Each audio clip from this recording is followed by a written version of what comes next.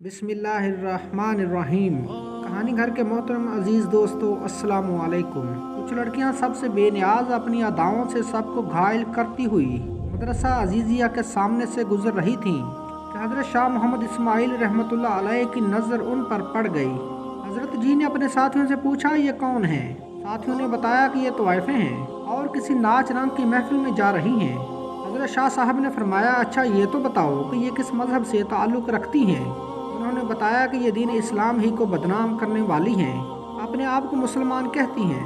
शाह साहब ने जब ये बात सुनी तो फरमाया, मान लिया कि ये बदअमल और बदकरदार ही सही, लेकिन कलमा गो होने के नाते हुई तो ये हम मुसलमानों की बहनें ही, लिहाजा हमें इन्हें नसीहत करनी चाहिए। मुमकिन है ये गुनाह से बाज आ जाएं।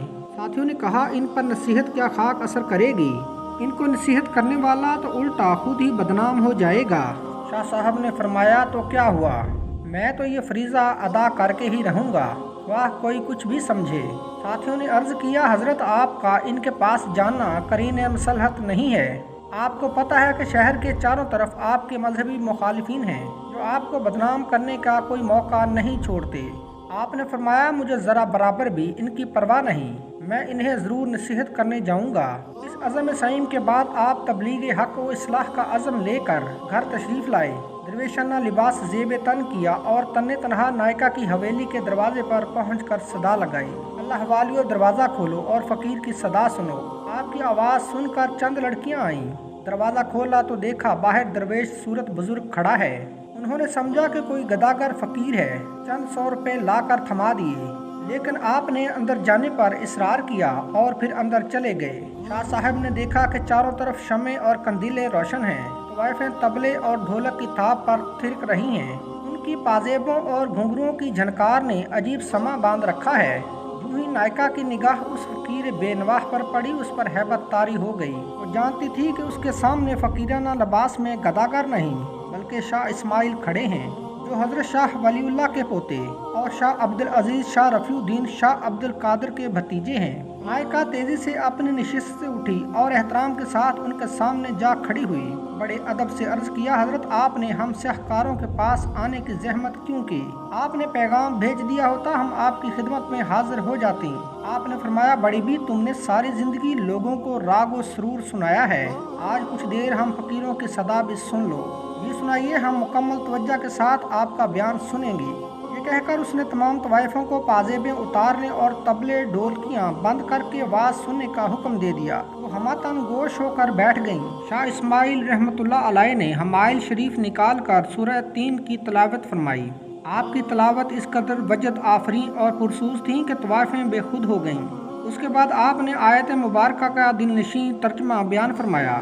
ये खिताब ज़ुबान का कानों से खिताब न था, बल्कि ये दिल का दिलों से और रूह का रूहों से खिताब था। ये खिताब दरअसल उस इल्हाम रुबानी का करिश्मा था जो शाह साहब जैसे मुखलिस दर्दमंदों और उम्मत मुस्लिमा के हकीकी खैर ख्वाहों के दिलों पर उतरता है।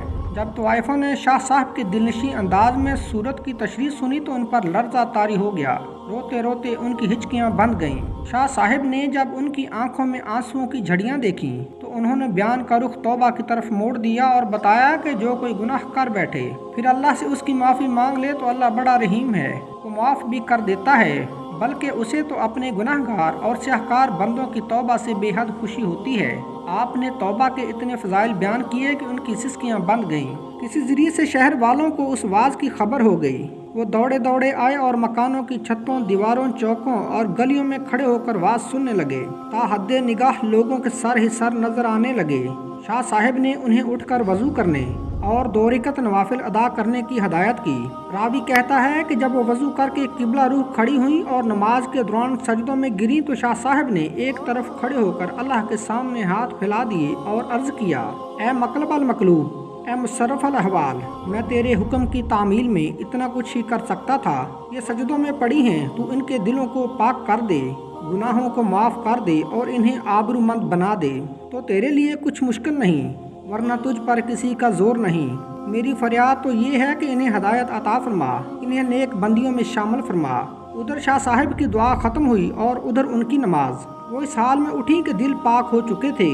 अब शाह साहब ने इफ्तिमाम ज़िंदगी की बरक़ात और निकाह की फजीलत बयान करना शुरू की और इस मौजू को इस कदर खुश असलूबी से बयान किया कि तमाम तवाइफें गुनाह की जिंदगी पर काफी अफसोस करने लगीं और निकाह पर राजी हो गईं। चुनांचे उनमें से जवान औरतों ने निकाह करा लिए और अधेड़ उम्र वालियों ने घरों में बैठकर मेहनत मजदूरी से गुजारा करना शुरू कर दिया। कहते हैं कि उनमें से सबसे ज्यादा खूबसूरत मोती नामी खातून को जब उसके एक साबका जानने वालों ने शरीफाना हालत और सादा लिबास में मुजाहिदीन के घोड़ों के लिए हाथ वाली चक्की पर दाल पीसते देखा तो पूछा, वो जिंदगी बेहतर थी जिसमें तुम रेशम और हरीर के मलबूसात में शानदार लगती और तुझ पर सेम और जर निछावर होते थे, या ये जिंदगी बेहतर है जिसमें तेरे हाथों पर छाले पड़े हुए हैं। कहने लगी, अल्लाह की कसम, मुझे गुनाह की जिंदगी में कभी इतना लुत्फ न आया जितना मुजाहिदीन के लिए चक्की पर दाल दलते वक्त हाथों में उभरने वाले छालों में कांटे चुभने से आ रहा है। तो नाज़रीन, अगर आज की वीडियो आपको अच्छी लगी हो तो हमारे चैनल कहानी घर को लाइक, शेयर और सब्सक्राइब कर दीजिए।